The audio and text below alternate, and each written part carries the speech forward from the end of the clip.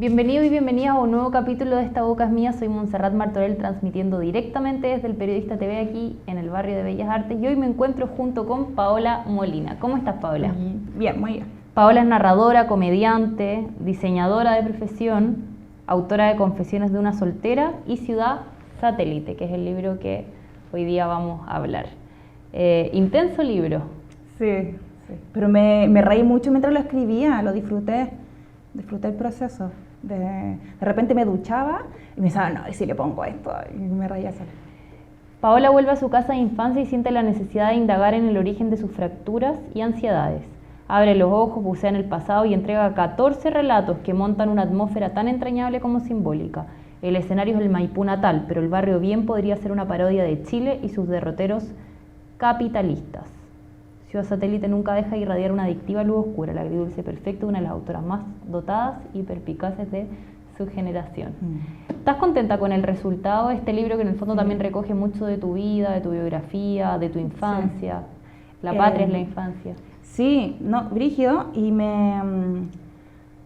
creo que lo que más me gusta ahora, sí, en marzo 2020, es que el libro dialoga súper bien con lo que está pasando ahora. Yo lo escribí, por supuesto, antes del estallido social. Eran temas que yo ya venía hablando antes en un podcast que yo tenía o en mis redes sociales. Que te sigue mucha gente también en Instagram. Claro, entonces era, no sé, hay un capítulo que se llama La culpa es de Pinochet, ponte tú, y en general en el libro igual se relaciona todo con un modelo económico. Entonces creo que va a envejecer bien Ciudad Satélite. Esa impresión me dio. ¿Qué te han dicho las personas que...? Porque en el fondo tú aquí en la primera parte, se lo dedicas a tu hermana, que en estos relatos se llama Andrea, y ahí hay un guiño completamente a las escrituras del yo, y que tiene que ver con esta escritura de la memoria.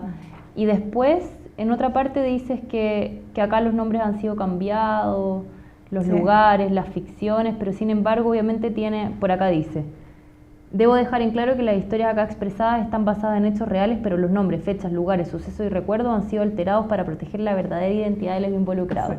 ¿Qué dicen los involucrados? Siempre se buscan. Mis vecinas en general, mi familia es como, oye, acá salgo yo, pillina, y es como, no sé, tengo un libro nomás.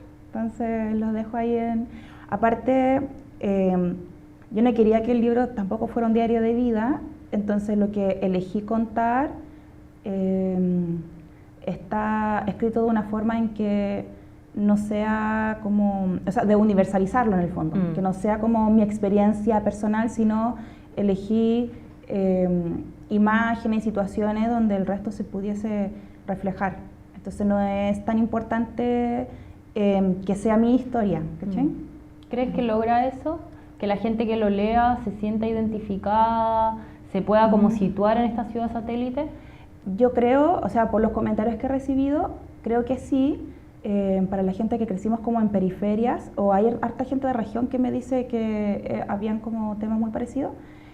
Y también yo creo que hay partes que lo escribo como sitcom, entonces ya la risa igual es una complicidad. La risa es cuando estáis abierto al universo de otra persona y bajáis la guardia y solo te ríes, no lo estáis juzgando. Y de repente cosas terribles que uno se ríe. Sí, sí, yo soy súper emo, entonces fue como, ya esto está muy crudo, entonces lo voy a contar de esta forma para que sea digerible y para que el espectador esté como abierto a leerlo y de nuevo como que baje la guardia. Yo creo que eso es el gran valor de la comedia, poder hablar temas de todo tipo y generar complicidad con el espectador, independiente si está de acuerdo o no.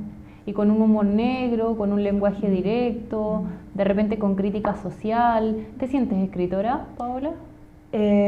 Yo no sé cuál es ese límite, porque al comienzo me hacía esa pregunta a mí misma, porque yo estudié una cosa, no vengo de una familia intelectual ni mucho menos, ni donde hubiesen libros estimulantes, más allá de lo que nos hacían leer en el colegio por obligación. Entonces fue como, pues igual empecé a escribir y a leer hace súper poco, cuando entré a la universidad. Y después pensaba, pero bueno, ya hago stand-up comedy, entonces soy escritora o soy comediante y elijo como un formato libro para hacer comedia también, pero antes de verdad esa pregunta me abrumaba. Me abrumaba y ahora no sé, como hago lo que hago nomás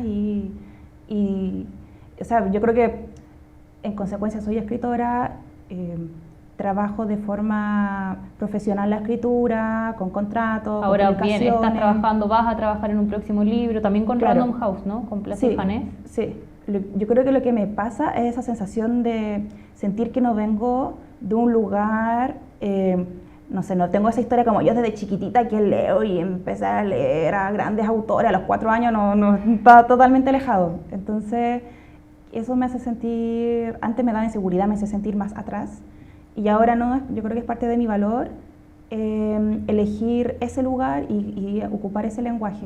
Y aparte que tú lo dices, lo pones en palabras, y cuando uno lee, por ejemplo, este libro, también se da cuenta que hay una honestidad brutal en cada relato, independiente si ficcionaste, independiente si echaste como a volar la imaginación, pero creo que uno de los principales valores que tiene Ciudad Satélite es precisamente como esa honestidad brutal para decir las cosas, que también lo usas cuando haces comedia. Sí, es que yo creo que igual se nota como que hago stand-up en el libro, en algunos lugares que lo escribí así.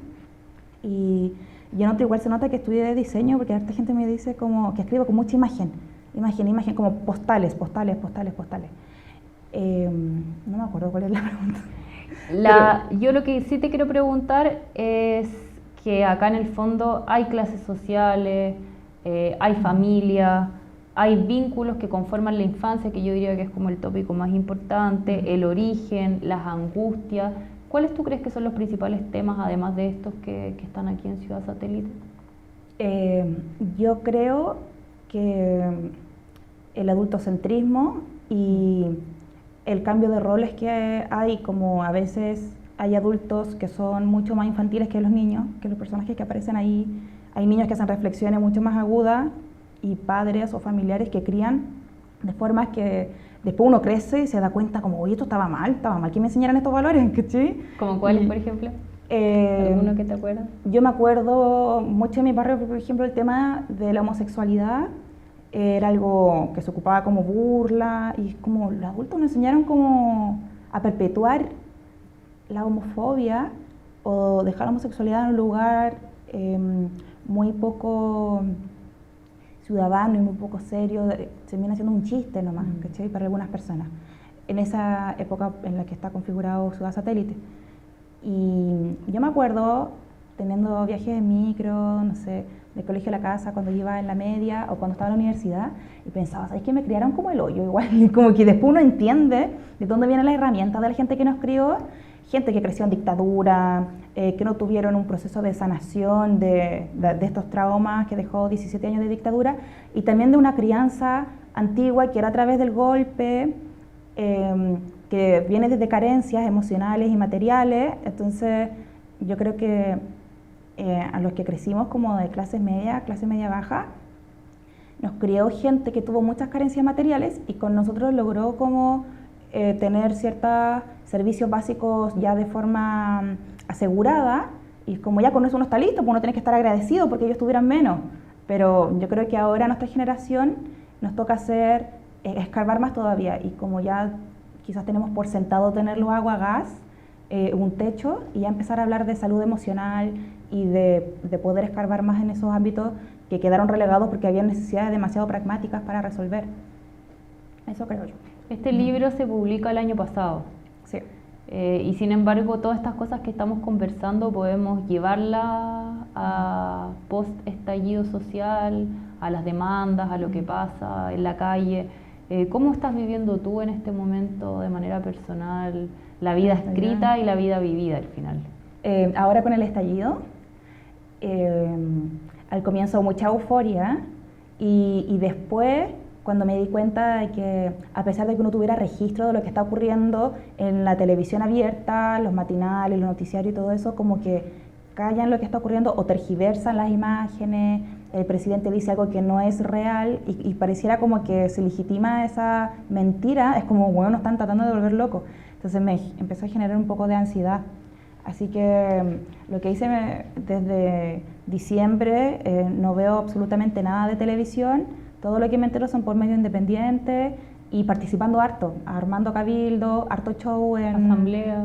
claro, sí, asamblea, harto show gratuito en plaza, de ¿Dónde distintas los haces, por comunas. ejemplo, en general? Los shows son donde me invitan las chiquillas. Como Ya. que de repente, por ejemplo, mañana me toca Puente Alto, he estado en la Florida o en beneficio de presos políticos, pero donde como que yo no llego a imponer, sino como si sienten que, oye, queremos que esté en este lugar, bacán, voy, oye que sí, ¿cachai?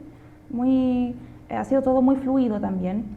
Y en general, no solamente yo, sino como muchos comediantes, músicos, estamos haciendo estos recorridos desde ese lugar que podemos aportar. Estoy haciendo memes de violín también, violín constituyente, y eso los voy a ir a imprimir y voy a ir a repartir a los supermercados de Maipú, por ejemplo, porque también no toda la gente se informa por medios alternativos y de izquierda. Entonces, hay que llegar a otros públicos también. El tío Jaime nos dejó entrar a su casa solo una vez y nunca se nos olvidó, sobre todo al Marco, que miraba extasiado la decoración.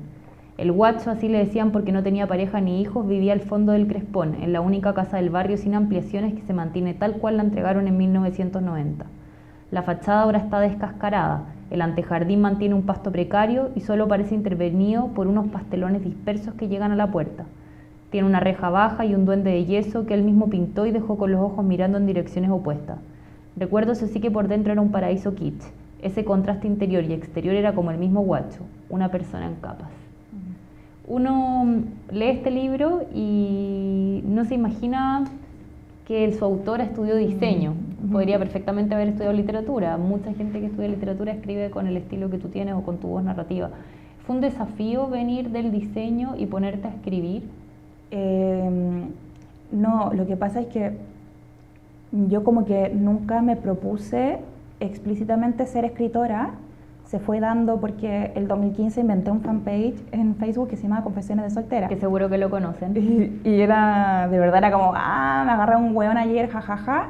Y después como empezó a seguir más gente, ahí recién empecé a tomar talleres de narrativa, de escritura, para, por ejemplo, hacer giros, como yo quiero que todo el rato piensen que voy a contar esto porque es demasiado obvio que va para allá, pero va a terminar en algo nada que ver.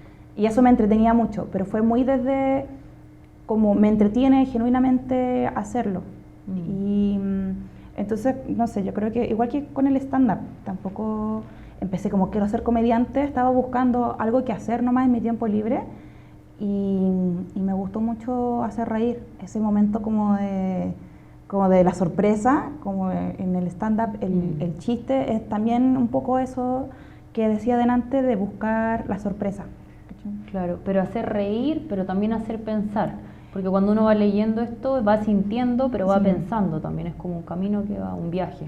Sí, yo creo que eso es porque quizás en la universidad me influyó harto, me puse mucho más política, no vengo de una familia particularmente política, politizada mejor dicho, entonces ya tenía ese espíritu bolchevique que quería poner igual en el libro. Leí en una entrevista que dijiste, yo siento que esa es como la cruz que yo llevaba, la familia disfuncional y nada, ahora es como parte de mi identidad. Entonces quería escribir desde esos lugares donde la gente crece y donde a veces se incomoda el lugar donde están creciendo, que no tiene que ver con algo socioeconómico, sino que con la incomodidad de no pertenecer. Oye, es que esa es la sensación de mi vida, siempre me he sentido sobrando, siempre, como de repente estoy en un lugar, conozco gente nueva y es como, ay no pertenezco acá, ay no, soy tonta, ay no, estoy sobrando, pero yo sé que esa cruz que arrastro porque mi tranca cuando era chica era que como yo no tenía papá, no vivía con mi mamá, vivía con una tía de allegada en la casa de esa familia, era todo muy alejado de la norma. Para los 90, donde tenía el Día de la Madre y el Día del Padre, y hay que hacerle trabajo en el colegio. De la norma, pero no de la realidad, porque al final mucha gente tiene o ha vivido, comparte o conoce tu historia. Sí, pero en el colegio está demasiado marcado lo normal. Y que es verdad, pues no tiene correspondencia con lo que de verdad está ocurriendo. Entonces yo mentía y es como, no, sí, ella es mi mamá y era mi tía, ¿cachai? Porque me daba mucha plancha. Soy la única del curso que como que no tenía papás. Y eso me acomplejaba y generaba al final este torbellino como de mentirillas para justificar y también de sentir que mi forma de vida estaba mal. Y eso se retroalimenta no solamente con el colegio, sino los comerciales de televisión. Es como la mamá que se posterga por los hijos, desde los comerciales de fideos, de cloro, de todo, en las películas, en los matinales, en las teleseries. Entonces yo no veía, nunca había visto como gente como yo y que estuviera bien. Y de ahí, ¿no? Después fue como mi caballito de batalla para encontrar mi singularidad y mi voz y desde donde opera mi empatía también. Y esta niña en el fondo que está mirando a los adultos y es capaz de procesar, decir, transcribir, describir, etc. ¿Tú crees que vas a seguir mirando por ese lado en los próximos libros? En el fondo esta vida de barrio, de la familia, la nostalgia, porque también el tema de la nostalgia es muy potente en estas páginas. Y esta ansiedad también que se va convirtiendo en palabras, en lenguaje y que te va formando una trama interesante. No quiero apelar de nuevo a la nostalgia porque siento que ya está la nostalgia que quería hacer con Ciudad Satélite. Lo que sí es lo que tú mencionas, por ejemplo, el tema de la ansiedad. Es algo que me convoca mucho, lo ocupo también en mi show de stand-up y creo que es muy transversal, tiene que ver lo macro con lo micro, entonces de nuevo se pone un modelo económico que hace que uno esté pensando siempre en el futuro, igual se mete en ansiedades de infancia de alguna forma, pero me gustaría escribir ya desde personajes adultos, a pesar de que encuentro que la mirada infantil es demasiado chistosa. O sea, ahí hay gran comedia, sí, y también porque jugáis al tiro directamente con ese absurdo del niño sabio y el adulto inoperante, y eso me da mucha risa. Me acuerdo, por ejemplo, la serie que más me hace reír a mí es Malcolm, y sobre todo el personaje del Dewey, que es el hermano chico y que es realmente el sabio de la familia. Entonces, todos esos roles así cambiados me encantan. Tengo un sobrino chico y de verdad, amo ir a verlo porque me río con las conclusiones que saca, tiene 5 años. Entonces los niños a los 5 años como saben suficiente de la realidad, pero también generan lógicas del absurdo para los adultos, pero para ellos totalmente coherente, y hay mucha comedia ahí. Entonces quiero tratar de equilibrar eso, pero no hacerlo desde la nostalgia, no volver como al pasado, sino enfrentando esas tensiones como en la actualidad o quizá en un futuro, no lo sé. ¿Escribiendo te baja la ansiedad? Caleta, sí. De hecho, como ejercicio, mi psicólogo es como, ya, toda tu paja mental, escríbela. Y tengo como un Google Drive, tengo como un documento como de 80 páginas. ¿En algún momento? Yo creo que algunas cosas, quizás no literalmente textos que lo he escrito de mis ataques de ansiedad, porque me dan ataques de pánico y de ansiedad, sino como el ritmo de algunos momentos así, quizás ocuparlo en algunos pasajes del nuevo libro. ¿Sí? Pero porque ahí saco todo, o sea, de verdad, antes de dormir... ¿Te vacías? Sí, me vacío y es como vómito. Paola, para terminar, ¿por qué los que nos están viendo tienen que leer Ciudad Satélite? Porque podría ser, dije ver, podría ser una película esto. Sí, pues quién sabe, no. Ojalá. Igual yo creo que tiene hartas imágenes. Sobre todo por el tema visual, pero ¿por qué hay que leerlo? Porque lo más lindo que hay es el libro. No, porque se van a reír, yo creo que lo van a pasar súper bien. Está escrito de una forma muy... como que tiene capas y todo eso, pero creo que está escrito de una forma muy identificable para todos, como hay muchas vocecitas con las que ustedes se pueden reconocer en sus tías o sus vecines o sus abuelas o qué sé yo, y sobre todo yo creo que es porque se van a reír. Más allá como del discurso que yo le quiera poner entre medio, creo que van a disfrutarlo, la van a pasar bien leyéndolo, les va a gustar. Yo creo que a veces como ponderarlo, el pasarlo bien por el pasarlo bien, está como un poco mal visto, entonces no le quiero dar más profundidad porque creo que ya hablamos harto del libro y creo que solamente porque lo van a pasar bien. Muchas gracias, Paola, por estar aquí en El Periodista TV. Gracias a ustedes por acompañarnos en El Periodista TV y nos vemos la próxima semana desde el barrio de Bellas Artes.